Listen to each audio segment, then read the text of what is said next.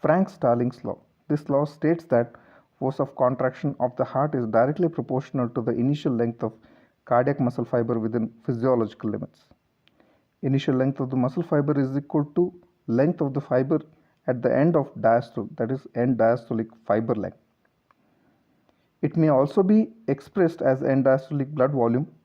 When the ventricle is in early diastole, it is more compliant, that it is more distensible.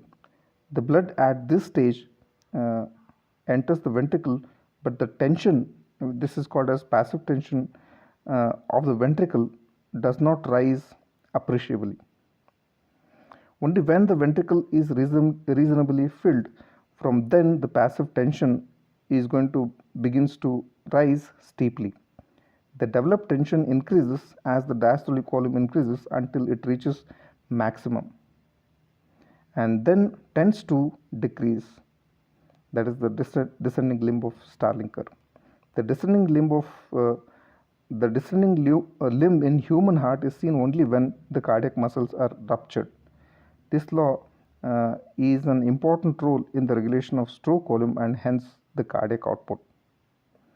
So this is diagram showing the passive tension which is raised because of the diastolic filling, and so this the tension is developed, the total tension because of the contraction of the muscle fibers, and the difference between these two is called as the active tension, which is occurs because of the only the contraction of the ventricular muscle mass.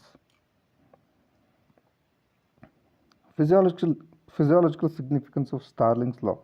This law explains why blood is ejected by each of the ventricle per beat is same.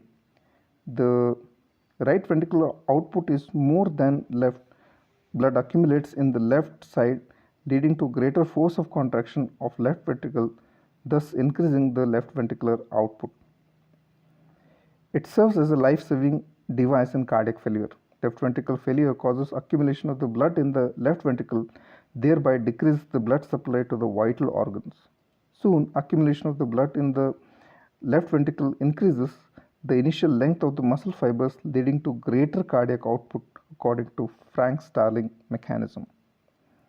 If accumulation of the blood exceeds the physiological limit, the law fails to operate, leading to death.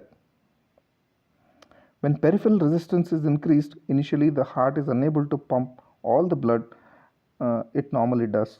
The accumulated blood in the ventricle stretches the muscle fibers, leading to greater contraction, and thus stroke volume is restored to normal in spite of greater resistance to the flow.